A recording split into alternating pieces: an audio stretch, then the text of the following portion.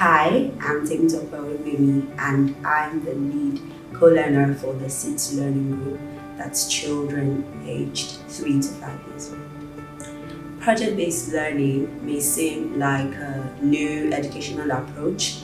However, it has been in practice for hundreds of years. Several communities across the country have been practicing a form of project-based learning, which is the apprenticeship model of education.